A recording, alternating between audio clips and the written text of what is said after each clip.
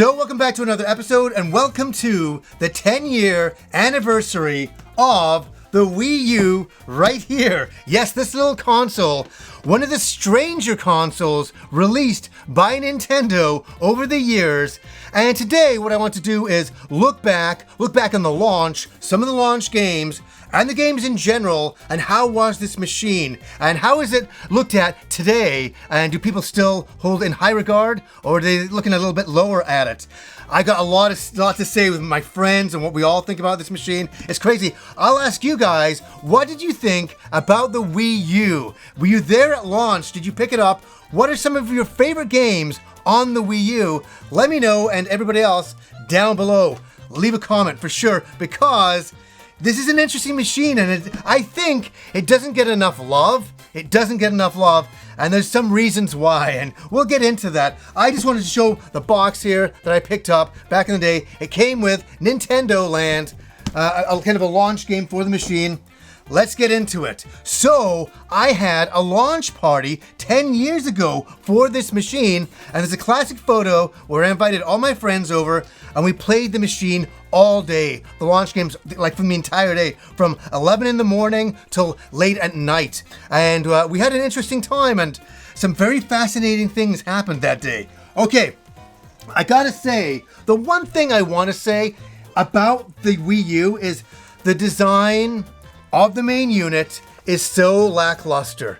It really is. It's just a long rectangle. There's nothing special about it, especially when you've seen past Nintendo consoles, the NES, the Super Nintendo, the N64, the GameCube, the Wii, and then this. It just came out as just a black color. This is all it was. I'm like, oh, that's so okay-ish. So I wasn't blown away by the design. I still am not blown away by the design. It was the GamePad, though, that was so fascinating for everybody. Everybody's like, oh my god, is this the future of gaming?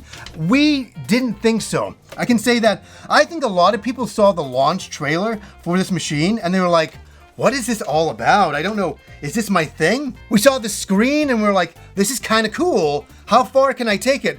Not too far. You gotta stay next to the TV. One of my big complaints is the battery would die so quickly. My wife was playing Mirage Sessions and it would just die so quick, so she always had to plug it in. So it has its own power connector to plug it in, and it has a stylus.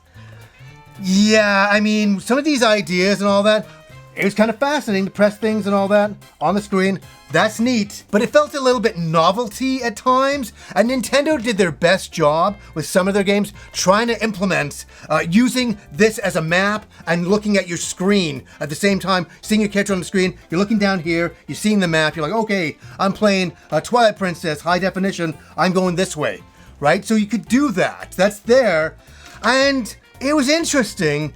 But a lot of people were not sold on the idea. But you know what? I always had an open mind, so the GamePad was kind of interesting. It's kind of fascinating how we got the Switch next, and we'll talk about that one a little bit later. But let's talk about some launch games here. There was 3 in particular I was very interested in. Okay, the first one here, Tank Tank Tank. I remember talking about this on the show 10 years ago. So excited about this one particular game, and I know mostly everybody's like, what is Tank Tank Tank? And who cares about Tank Tank Tank? I know that's a lot of people's attitudes back then, but I love this game. I played it in the arcade. There's photos of me with my friend Hanzo with our Fatal Fury hats playing this game back then. So when I found out it was coming to the Wii U, and it's still an exclusive to the Wii U, I was very excited about the game. The one sad thing that happened today, though, oh my god. I was playing the game, I put it in, I was ready to capture footage, and I unlocked a lot of stuff in this game. I was so excited to see everything again, because it's been about 10 years. And my save file is corrupted, so I pick my character, which is me wearing my helmet, and then it just goes, bang! It just froze on me. So my save file is corrupted for Tank Tank Tank. I was really disappointed about that, but we played that game all day, and I think I was the only one who loved it. I really played it a lot though, too. Okay, the big hit for the Wii U back then with all of my friends, the one game that we all enjoyed was Zombie U. This was awesome. It was great looking at the gamepad and the screen, negotiating how to get through everything. Survival horror, yes, it's one of those style of games.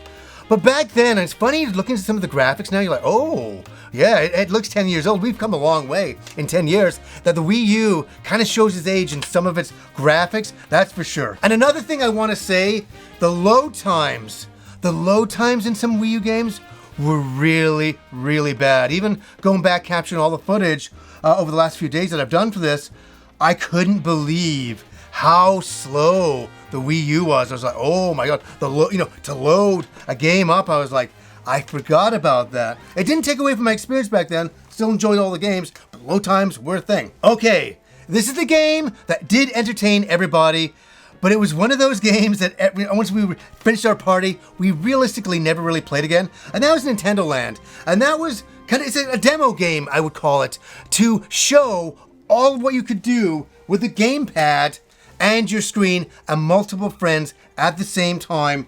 So many different games in here, so many different play styles, and we had fun with it that day, but we never ever played it ever again. I always looked at it as being a novelty piece, but a fun novelty piece. Nothing terrible by any stretch of the imagination, but it was just showing what you could do with all the Wii U and the gamepad. That was its main selling point for anybody who picked it up. So that was kind of fascinating. Here's the point that I want to make.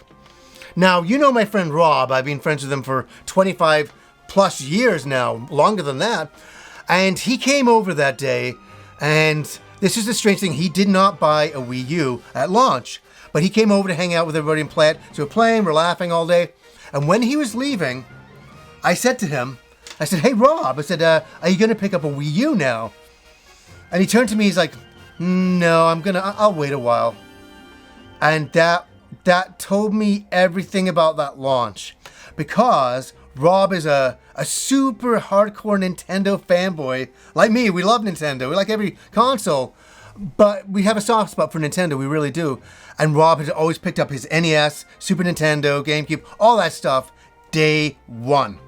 For him to be playing the Wii U on launch day, and he could say, I can take it or leave it, was quite surprising, and it told me a lot of where we were at that point.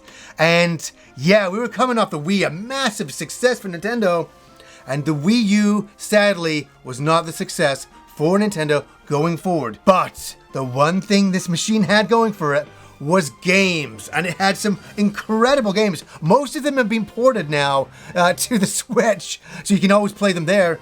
But yeah, I mean, at that time, I gotta say, showing you right here, Super Mario 3D World was a charming, absolutely fantastic Mario game. A little on the cutesy side, which is fine. That's what Mario is in a lot of ways. We love this game. A great Christmas game. Lots of memories playing this with my friends. And, oh, here we go. How could I not have this in here? Xenoblade Chronicles X. This is a game that I really want to go back to. I really think it needs graphically a Switch update, or even a future console update. Going back and playing it now, it wasn't as beautiful as I remember it. It has been 10 years. Okay, it has been 10 years. But super fantastic stuff. Huge in scope, and kind of the beginning of Xenoblade and the direction it was going to go in, for sure, even though it is its own standalone game. Super Smash Brothers for the Wii U. Lots of fond memories of this one. I remember having a little party at my place. I remember the Miis were such a big deal. So I had Miis of my friend Pete Dorr and my friend Alpha Mega Sin. And what we did is we brought them into the game, and we had a Pete Dorr versus Alpha Omega Sin battle with me and Rob. And we had all these people chanting in the background while we were playing, cheering Alpha on or cheering Pete on. It was so stupid that we had to do it. So we had a lot of fun with that. I really enjoyed this. Oh, here we go. If you had a Wii U back then, if you didn't have this game, you were crazy. Mario Kart 8. Now, obviously, this has been topped up on the Switch, but when it was its own thing on the Wii U, we played the ever-living crap out of it. I remember playing with Rob so much with this game. Super fantastic. So good. All right. Am I going through a lot of these games? Yeah, I am, but there's some good ones to get through. Still, the best version of Wind Waker ever. Wind Waker High Definition on the Wii U. I was capturing footage for this yesterday, and I'm like, I can't believe how well this holds up. A game that at the time everybody was hating on, I was on forums going, no, I think it looks cute and I like his emotions and I like the animation. Looks great. But you know what? Over time, people love this game now and it's a nostalgic classic and it was really, really good on the Wii U. Also, I got Twilight Princess as well, and I think that's one of the funniest episodes I've ever done on the show, where I had Rob on to play the updated Twilight Princess High Definition on the Wii U. We played it one afternoon, and I think it's the funniest episode we've ever done. We were so giddy, we hadn't hung out for a couple of months, and we got back together, and we're not drinking or anything in this episode. We're stupid. It's called Twilight Princess Memories. Check that out on the channel. Lots of fun to be had there. And another game I have to mention is Breath of the Wild. Yes, this game actually came out on the end of the Wii U lifespan. And everybody seems to forget about that. Even I was forgetting about that doing this video. I'm like, oh my god, I gotta talk about that because it came on the Switch and it came on the Wii U. And you know what? It was pretty good on the Wii U. Kim's. Oh, I was capturing footage for this game and Kim came in yesterday and she's like, oh, I got so many fond memories of that. Can you believe it's already, 10 years back now, nearly.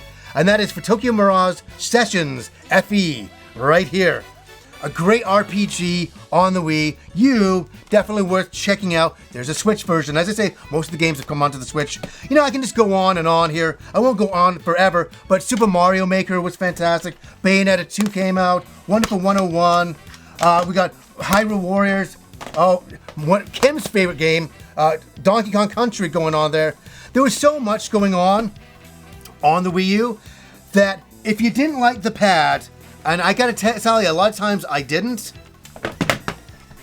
this was a fantastic controller. It's in my top 10 greatest controllers of all time, my favorite controllers of all time. This was a great controller. Also, it was fantastic for the Virtual Console on there. And I got a bunch of games back in the day. I remember playing Dungeons and Dragons on that thing from Capcom. That's a fantastic thing. The Virtual Console was really good. I remember walking around playing Earthbound on this thing going, this is the future. This is the future. I thought it was pretty good. But it wasn't the success that Nintendo wanted. And you know what? That's okay because there were so many fantastic games. Pikmin 3. I'm just picking them up. I'm showing all these. What are your memories of the Wii U? Did it live up to your hype? Do you look back on it with fond memories now? I've been told that a lot of people love to collect for the Wii U because you can collect the all of the games. And it's become a very collectible system because of that and because it has a lot of great games on it. Yes, the GamePad was a bit of a flub. The system itself, nothing special at all. But those games are living on, and it's those games that everybody remembers back to and has fond memories with. I do still, to this day, I look back on the Wii U and I'm like, system, not so hot. Games, absolutely fantastic. And got a lot of good memories playing on the Wii U, like Tank, and my God, Wind Waker was so fantastic. What are some memories that you have about getting it on launch? What do you think about it now?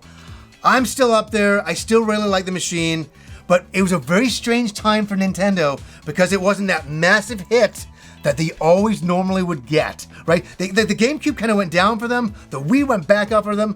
And then Wii U down, Switch hit the ceiling, man. And it kind of makes you wonder what's coming next for Nintendo. Is it going to go down or is it going to go back up for their next machine?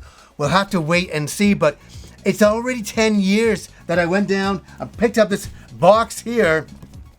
Time is flying by, that's for sure. And lots of good memories on the Wii U. Want to come in and share some with you today. So anyways, guys, until next time.